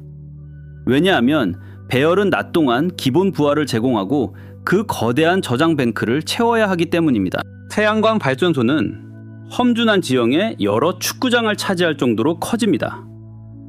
먼지, 방사선, 완전한 열 순환을 견뎌야 하는 긴 케이블 라인을 통해 연결됩니다. 각 패널은 더 많은 커넥터를 의미합니다. 각 케이블 라인은 끊어지거나 단락되거나 성능이 저하될 수 있습니다. 그리고 현장에서 단선을 수리하려면 우주 유형이 필요할 수 있습니다. 원자력 옵션은 야간 문제를 깔끔하게 해결합니다. 소형 원자로는 달의 주기를 완전히 무시하고 밤낮으로 지속적인 출력을 제공합니다. 저장 요구 사항을 훨씬 더 관리하기 쉬운 것으로 줄입니다. 논리는 강력합니다. 하지만 달의 원자로는 그 자체로 복잡성의 폭탄입니다. 첫째, 그곳에 도착해야 합니다. 핵분열 물질을 발사하는 것은 규제기관과 대중에게 0이 아닌 발사 실패 가능성이 수용 가능하다고 설득하는 것을 의미합니다. 왜냐하면 로켓은 드물게 실패하지만 드물게는 결코 없다는 의미가 아니기 때문입니다. 그리고 분열되는 차량은 화물이 핵연료일 때 다른 결과를 초래합니다. 둘째, 승무원은 원자로, 차폐, 냉각을 준비된 기반 시설 없이 표면에서 조립해야 합니다. 지구의 시설은 완전한 규제체계, 전문 인력, 예비 부품 공급망을 갖춘 기존 그리드에 연결됩니다. 하지만 달에서는 그리드가 승무원이 깔아놓은 케이블입니다. 예비 부품은 마지막 화물 목록에 들어간 것들입니다. 그리고 규정은 여전히 작성 중입니다. 셋째, 원자로는 수년 동안 작동해야 하며 다른 모든 표면을 망치는 동일한 먼지와 미소 운석에 노출된 라디에이터를 통해 열을 방출해야 합니다. 수명이 다했을 때 저장 수조, 허가된 창고는 없습니다. 단지 표면에 얼음을 오염시키지 말아야 하는 뜨겁고 방사능을 띤 기계만 있을 뿐입니다. 물 공급이 그것에 달려 있습니다. 해결된 문제가 아니라 영구적인 문제입니다. 아마도 아키텍처는 하이브리드일 것입니다. 낮에는 유연성을 위해 태양광, 밤에는 기본 부하를 위해 원자력, 간극을 메우고 한 자원이 비틀거릴 때 전환을 흡수하기 위한 대규모 저장. 서류상으로는 조합이 요구사항을 충족합니다. 하지만 실제로는 소규모 승무원이 이제 모든 수리가 어려운 에너지 회사를 운영하고 있습니다. 표면 이동은 느리고 예비 부품 재고는 정확히 보낸 만큼만 있으며 더 이상은 없습니다. 그리고 의지할 외부 그리드가 없습니다. 지구에서는 한 시설이 오프라인 상태가 되면 다른 시설이 부하를 흡수합니다. 변전소가 고장나면 디스패처가 경로를 재지정합니다. 폭풍이 송전선을 쓰러뜨리면 공공서비스 팀이 이웃 지역에서 몇 시간 안에 도착합니다. 시스템에는 깊이가 있습니다. 대부분은 정상적인 조건에서는 보이지 않습니다. 하지만 달에서는 그리드가 기지 그 자체입니다. 인접한 지역 상류의 공공서비스는 없습니다. 시스템의 완전한 깊이는 그 앞에 서 있는 승무원입니다. 그리고 이제 심각한 전력 사고가 어떤 모습일지 생각해 보십시오. 몇 주 동안 태양광 패널에 먼지가 쌓여 출력을 처음에는 몇 %, 그 다음에는 더 많이 차단합니다. 동시에 원자로의 냉각 순환에 막힘이 생겨 자동 안전 시스템이 설계된 대로 작동합니다. 원자로를 차단하고 손상을 방지하기 위해 멈춥니다. 배터리는 결합된 부족분을 메우기 위해 방전되기 시작합니다. 그런 다음 전력 관리 시스템의 소프트웨어 버그가 남은 배터리 용량을 과대평가하여 방전되어야 할 시간보다 더 오래 지속됩니다. 이 지점부터 모든 것이 순조롭게 진행된다면 승무원은 냉각수 막힘을 진단하고 청소하고 원자로를 재시작하며 어떤 시스템도 임계점에 도달하기 전에 배터리를 다시 채웁니다. 이것이 좋은 결과입니다. 하지만 무언가 잘못되면 상황은 더 깊어쳐집니다. 재시작에 필요한 밸브가 작동하지 않습니다.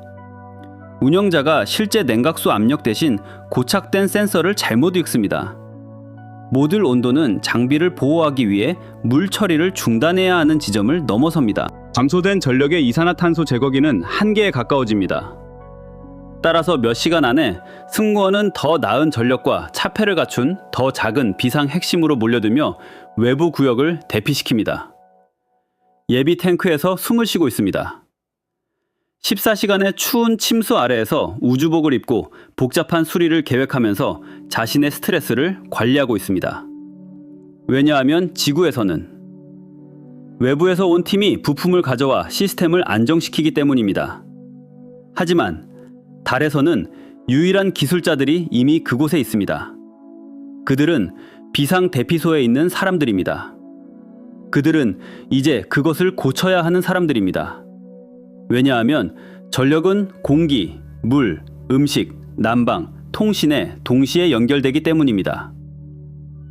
심각한 전력 사고는 단일 시스템을 위협하지 않습니다. 위의 장에서 이미 문서화된 모든 의존성을 통해 모든 것을 동시에 위협합니다. 따라서 기지가 요구하는 것은 소규모 지상 그리드의 규모와 신뢰성을 갖춘 전적으로 로켓으로 운송된 장비로 구축되고 소규모 사무실 크기의 승무원에 의해 운영되며 수년간 외부 도움 없이 유지 보수되는 전력입니다. 이것은 공학적 하위 시스템이 아닙니다. 누군가의 꼬리표를 달고 있는 문명 수준의 요구입니다. 그리고 전력은 여전히 가장 깊은 층이 아닙니다. 그 아래에는 기지가 어떤 원료로 작동하며 그 모든 톤에 가공된 공급 원료가 어디서 오는지에 대한 질문이 있습니다. 전력이 유지된다고 가정합시다. 그리드가 작동합니다.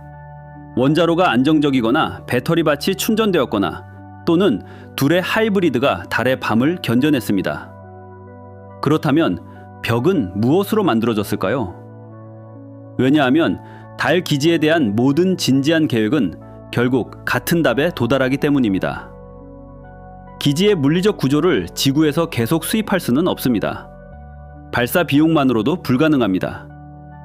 단일 가압 모듈, 방 하나, 복도 하나, 저장 탱크 하나, 각각이 인류가 지금까지 운송한 거의 모든 것보다 더 비쌉니다. 어느 시점에서 기지는 로켓이 운반할 수 있는 것을 넘어서야 합니다.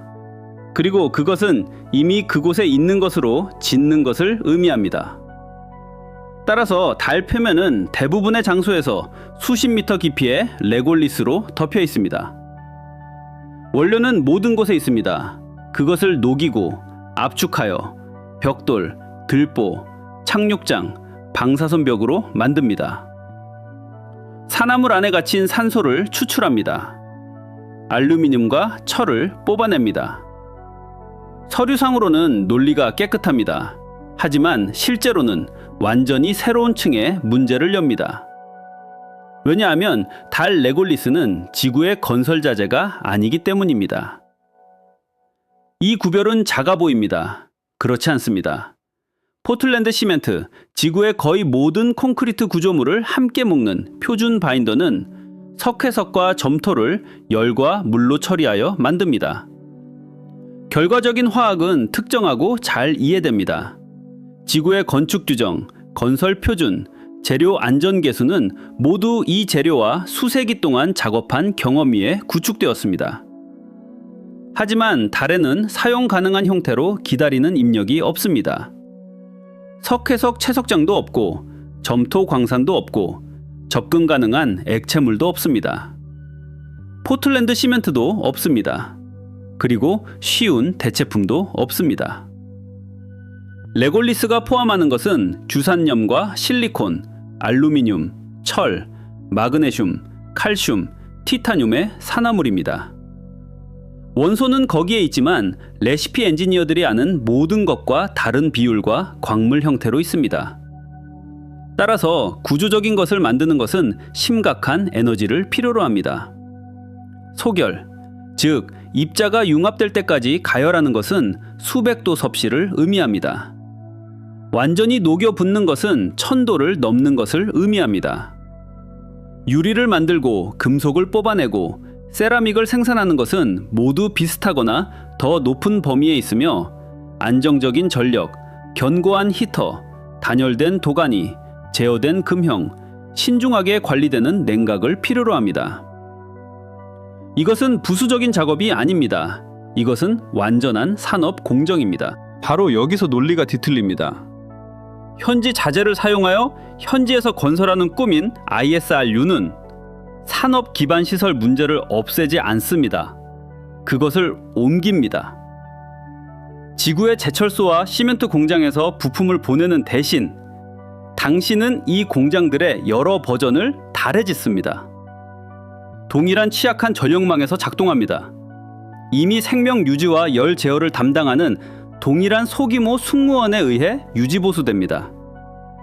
그리고 한 장소에서 다른 장소로 날카롭고 마모성이며 화학적으로 변하는 공급 원료를 소비합니다. 컨셉 비디오는 이것을 간단하게 보여줍니다. 녹은 레골리스의 매끄러운 층을 깔아 고리마다 완벽하게 균일하고 밀봉된 돔을 짓는 로봇팔. 하지만 실제 레골리스는 균일하지 않습니다. 입자 크기는 밀가루보다 미세한 먼지부터 작은 자갈까지 다양합니다. 한 배치를 가열하면 일부 입자는 완전히 녹고 다른 일부는 부분적으로만 녹고 다른 일부는 고체로 남습니다. 결과는 균질한 재료가 아니라 공극, 약점, 응력 집중이 갇힌 융합되고 융합되지 않은 입자들의 혼합물입니다. 그런 다음 냉각이 옵니다. 다른 광물들은 다른 양만큼 팽창하고 수축합니다. 따라서 구조가 쉽고 형상이 고정될 때 이러한 불일치 비율은 재료 전체에 미세 균열을 심습니다. 균열은 보이지 않을 수 있고 즉시 실패하지 않을 수 있지만 반복되는 열순환 아래에서 자랍니다. 그리고 달은 이것을 끊임없이 제공합니다. 모든 외부 구조는 매달마다 수백 도로 측정되는 변동에 직면합니다. 설계의 결함이 아니라 재료와 환경의 근본적인 특징입니다. 따라서 레골리스로 안정적으로 짓기 위해서는 프린터 이상의 것이 필요합니다. 가열 전 공급 원료 품질 관리, 정밀 가열 및 냉각 프로파일, 완성된 부품의 숨겨진 결함 검사. 지구에서는 이것이 엑스레이, 초음파, 파괴적 샘플링, 그리고 유사한 재료가 성공하고 실패하는 것을 수십 년간 지켜본 것에 기반한 안전 개수를 의미합니다. 하지만 달에서는 거의 아무것도 없이 시작합니다. 왜냐하면 레골리스 파생 재료가 진공, 방사선, 미소 운석 충돌, 큰 열 변동의 조합하에서 어떻게 노화되는지에 대한 긴 데이터베이스가 없기 때문입니다. 모든 인쇄된 아치, 소결된 블록, 주조된 들보는 검증된 제품보다 실험에 더 가깝습니다. 아마도 기본 레골리스 위에 바인더와 보강제가 필요할 것입니다. 철근 콘크리트처럼 내장된 금속, 인장 강도를 위한 직조 섬유, 층을 함께 묶기 위해 지구에서 수입한 폴리머. 모든 추가는 더 많은 물류 질량, 더 많은 공정 복잡성, 외부 기술 지원과 매우 제한된 예비 용량이 없는 시설에서 무언가 잘못될 수 있는 더 많은 단계를 가져옵니다. 그리고 문제는 다시 위로 확장됩니다. 구조물을 짓는 것은 하나의 어려움입니다. 구조물을 짓는 기계를 유지 보수하는 것은 또 다른 어려움입니다. 지구에 대한 의존도를 정말로 줄이려면 이 기계들이 스스로를 지원해야 한다는 것을 의미합니다. 왜냐하면 기어는 마모되고 베어링은 고장나고 샤프트는 부러지고 케이스는 갈라지고 파이프에는 누수가 발생하기 때문입니다. 용광로, 프린터, 굴착기, 컨베이어 시스템의 모든 기계 부품은 제한된 서비스 수명을 가지고 있습니다. 지구에서는 예비 부품을 주문합니다. 하지만 달에서는 현지에서 만들거나 다음 화물창을 기다려야 합니다.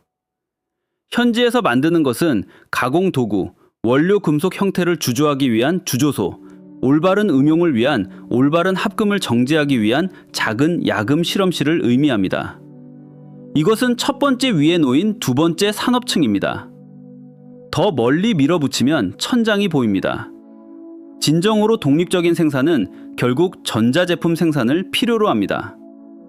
그리고 다른 모든 시스템을 작동시키는 컴퓨터와 센서는 단순한 기계 부품이 아닙니다.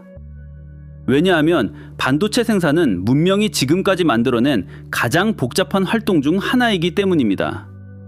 단 하나의 먼지 입자가 부품을 망치는 초정밀 클린룸, 10억 분의 1 단위로 측정되는 순도를 요구하는 수십 가지 화학 공정, 빛의 파장보다 작은 패턴을 쓰는 리소그래피, 그리고 수십 개국에서 수백 가지의 전문적인 입력을 공급하는 글로벌 공급망, 수십 명의 달 전초기지가 현지 자원으로 이와 유사한 것을 건설할 것으로 기대하는 것은 야심찬 것이 아닙니다.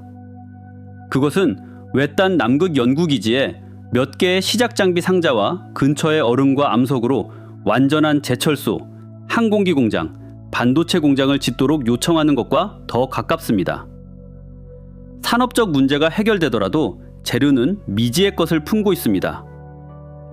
레골리스 유리는 방사선 아래에서 모델이 예측한 것보다 더 빨리 어두워지거나 부서지기 쉬울 수 있습니다. 소결된 블록은 수년 동안 숨겨진 내부 평면을 따라 천천히 갈라질 수 있습니다.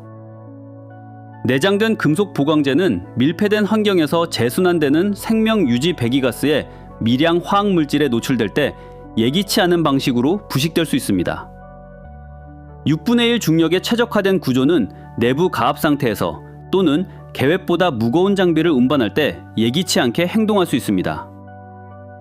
지구에서는 건축 규정이 관찰을 통해 진화했습니다. 다리는 서 있거나 무너졌습니다. 타워는 금이 가거나 견졌습니다. 엔지니어들은 실제 구조물이 노화하는 것을 지켜보고 모델을 업데이트했습니다. 그리고 지금 건설 표준에 내장된 지식은 수세기 동안의 시행착오를 나타냅니다. 대부분은 성능이 저조한 구조물에 의해 지불되었습니다. 하지만 달에는 이 기록이 전혀 없습니다.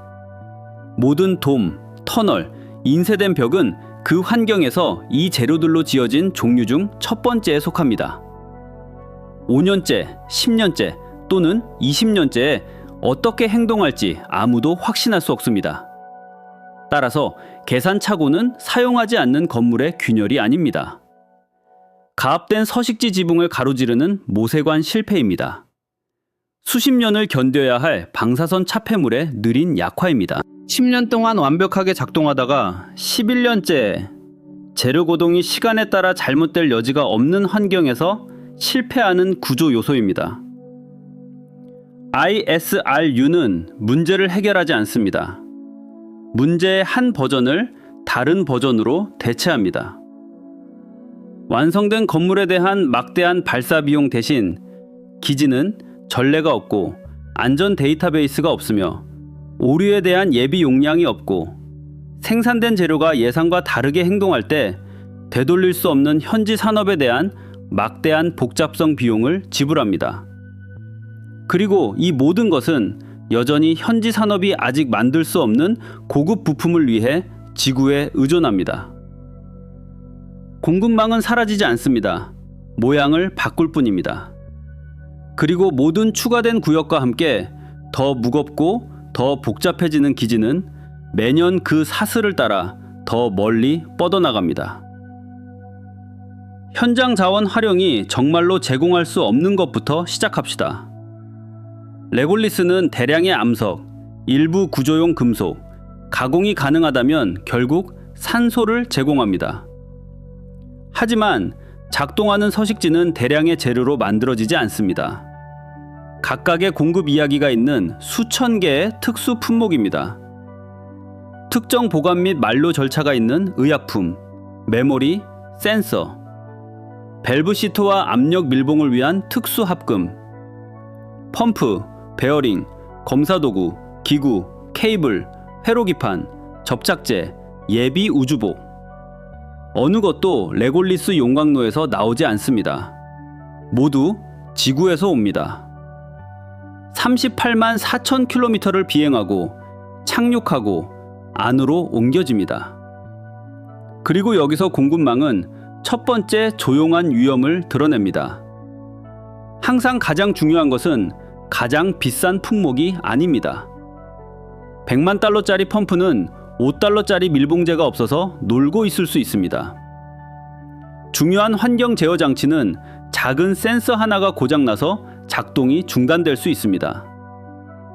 지구에서는 없는 부품 하나는 전화 한 통과 하룻밤 배송입니다. 하지만 달에서는 마지막 화물 목록이 없다면 승무원은 기다립니다. 며칠이 아니라 몇 달을. 시스템은 고장난 채로 또는 전혀 작동하지 않은 채로 작동하고 기지는 그 긴장을 흡수합니다. 왜냐하면 그 대기 시간은 무작위가 아니기 때문입니다. 궤도 역학에 의해 결정됩니다. 발사가 가장 저렴한 기하학적 구조는 기지가 협상할 수 없는 일정에 따라 반복됩니다. 따라서 3월에 시급히 필요한 부품은 현실적으로 여름 말까지 창이 열릴 때까지 날아가지 못할 수 있습니다. 모든 화물 목록은 긴급성, 질량 제한, 비용, 그리고 어떤 품목이든 다음에 고장날 가능성 사이의 협상입니다. 너무 많은 예비 부품을 보내면 비용이 치솟고 탑재량이 낭비됩니다. 너무 적게 보내면 시스템은 대체할 것이 없는 작고 독특한 부품 하나가 고장나서 멈춥니다. 이것이 바로 발사 속도가 비즈니스 세부 사항이 아니라 계획 선호도가 아니라 생명 유지 매개 변수가 되는 이유입니다. 인간의 몸과 노후화된 장비가 의존하는 리듬입니다. 사람들은 매일 먹습니다. 약은 궤도창을 신경 쓰지 않는 달력에 따라 만료됩니다. 장비는 재보급 일정에 따라가 아니라 달 환경이 정한 비율로 마모됩니다. 발사가 6월에서 10월로 연기될 때 기지는 멈추지 않습니다. 시계는 계속 돌아갑니다. 하지만 발사는 연기됩니다. 왜냐하면 로켓은 고정된 경로의 버스가 아니기 때문입니다. 엔진과 탱크는 마모됩니다. 발사대는 반복적인 발사로 인해 마모되고 갈라집니다. 날씨는 시도를 취소합니다. 큰 사고는 조사관들이 작업하는 동안 때로는 1년 동안 전체 로켓군을 지상에 묶어둡니다. 불황은 자금을 삭감합니다. 전쟁은 어떤 행성도 예측하지 못한 부품 공급망을 혼란에 빠뜨립니다. 이것들은 이론적인 위험이 아닙니다. 지구의 복잡한 산업 시스템의 정상적인 배경 소음입니다. 달의 기지는 이 모든 것을 하나의 실을 통해 상속받습니다. 지구에서는 그 하나의 실이 공급망이 작동하는 방식이 아닙니다. 목적지에 도달하지 못하는 컨테이너선은 항공, 철도 또는 트럭으로의 경로 변경을 유발합니다. 보험이 충격을 흡수합니다. 동일한 계약에 대해 여러 공급업체가 경쟁합니다. 창고는 몇 달 단위로 측정되는 완충 재고를 보유합니다. 한 고리가 실패하면 다른 고리들이 부하를 떠맡습니다. 왜냐하면 네트워크는 개별 고리들이 실패할 것이라는 가정하에 설계되었기 때문입니다. 복잡한 사회는 이 깊이 때문에 안정적으로 느껴집니다. 완충제는 필요할 때까지 보이지 않다가 필요하면 거기에 있습니다. 하지만 달 지구 간 우주에서는 이 깊이가 거의 존재하지 않습니다. 만약 화물 착륙선이 운송 중에 실패하면 그것이 운반하던 음식과 약은 사라집니다. 달 궤도에 예비 물품을 보관하는 창고는 없습니다. 빌릴 이웃 식민지도 없습니다. 만약 지구의 제조업체가 중요한 부품 생산을 중단하면 우주용으로 인증된 두 번째 공급원이 없을 수 있으며 새로운 것을 인증하는 데는 수년간의 테스트와 인증이 필요합니다. 발사 제공업체를 바꾸는 것은 다른 항공사 예약을 하는 것과 같지 않습니다. 탑재물 인터페이스와 안전 인증은 각 차량에 고유합니다. 그리고 이 작업을 다시 하는 데는 기지가 가지고 있지 않을 수도 있는 시간이 걸립니다. 다른 일이 일어나고 있었습니다. 공급망은 단지 기지가 무엇을 가지고 있는지에만 영향을 미치는 것이 아닙니다. 기지가 고장난 것을 얼마나 빨리 수리할 수 있는지도 영향을 미칩니다. 지구에서 발견된 설계 결함은 빠른 주기를 따릅니다. 엔지니어들은 며칠 안에 재설계합니다. 프로토타입이 가공되고 테스트됩니다. 수정 사항이 생산에 들어가고 예비 부품은 몇 주 안에 배송됩니다. 하지만 달에서는 동일한 주기가 거의 알아볼 수 없을 정도로 길어집니다. 재설계와 테스트는 이제 추가 인증을 수반합니다. 왜냐하면 달에서의 실패는 신속하게 처리될 수 없기 때문입니다. 생산이 계획됩니다. 부품은 화물 모듈에 포장되어 화물 목록에 배치된 후 발사창을 기다립니다. 발사 후 운송, 궤도 진입, 착륙, 하역이 이어집니다. 그제야 승무원이 그것들을 설치할 수 있습니다. 이 주기는 며칠이나 몇 주가 아니라 몇 달, 때로는 그 이상이 걸립니다. 그 모든 시간 동안 기지는 계속 작동합니다. 결함 있는 부품을 더 조심스럽게 추가적인 모니터링과 증가된 위험을 감수하며 작동합니다. 또는 영향을 받는 시스템을 종료하고 예비 시스템에 더 많은 부담을 주어 그것들도 스트레스를 받게 합니다. 모든 하드웨어 개선, 모든 버그 수정, 모든 업그레이드는 궤도 역학과 발사 일정의 속도로 움직입니다. 하룻밤 배송이 아니라 소프트웨어 패치가 아니라 로켓과 궤도의 속도입니다. 이 느림은 수리 시간표보다 더 깊이 파고듭니다. 기지가 변화에 어떻게 반응하는지를 형성합니다. 거친 환경에서는 빠른 반복을 원합니다. 무언가를 시도하고 현실이 시뮬레이션과 다를 때 조정하는 것입니다. 하지만 달에서의 모든 반복은 길고 비싸며 되돌리는 것은 느리고 위험합니다. 따라서 승무원은 중요한 시스템을 실험하는 것을 꺼립니다. 왜냐하면 잘못되면 몇 달간의 기능 저하를 감수해야 하기 때문입니다. 보수적인 엔지니어링 문화가 발전합니다. 신중하고 어떤 면에서는 현명하지만 환경이 어떤 모델도 예측하지 못한 것을 드러낼 때 신속하게 대응하기에는 적합하지 않습니다. 그리고 그것은 계속해서 일어납니다. 그리고 들어오는 장비는 설치된 날부터 방사선, 먼지, 열순환 속에 앉아 조용히 노화하고 있습니다. 고장 날 것입니다. 문제는 고장 날지 여부가 아닙니다. 문제는 언제 고장 날지입니다. 그리고 기지가 환경이 부수는 것보다 더 빨리 고칠 수 있는 충분한 예비 부품, 충분한 도구, 충분한 숙련된 인력을 가지고 있는지 여부입니다. 조용히 노화하는 그 장비는 배경 세부 사항이 아닙니다. 중심 문제입니다. 기지의 모든 시스템에는 등급이 매겨진 서비스 수명이 있습니다. 모든 부품은 예상 고장 간격과 유지 보수 일정을 나열하는 데이터 시트와 함께 왔습니다. 서류상으로는 달 기지는 알려진 수명과 예측 가능한 요구 사항을 가진 시스템들의 집합입니다. 하지만 실제로는 그 등급이 예측한 것보다 더 빨리 그 사양을 작성한 어떤 실험실보다 더 거친 환경에 의해 마모되는 장비입니다. 우주는 지구가 결코 하지 않는 방식으로 재료를 노화시킵니다. 전자제품은 지속적인 방사선에 노출됩니다.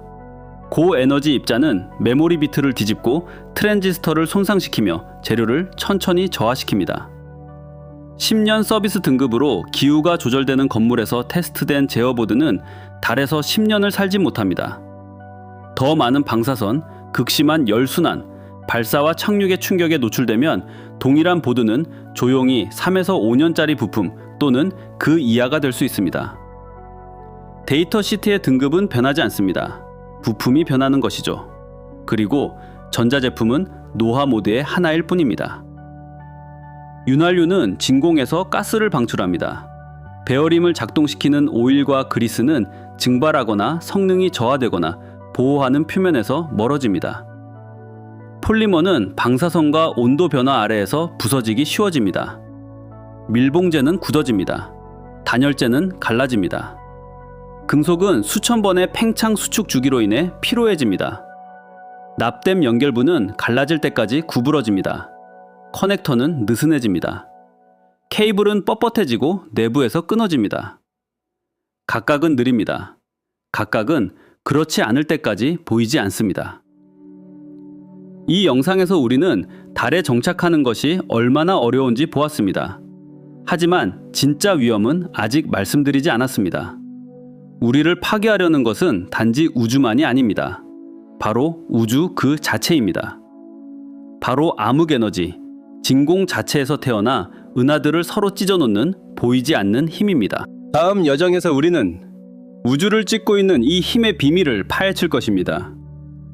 이 우주적 종말에 대비할 준비가 되셨습니까?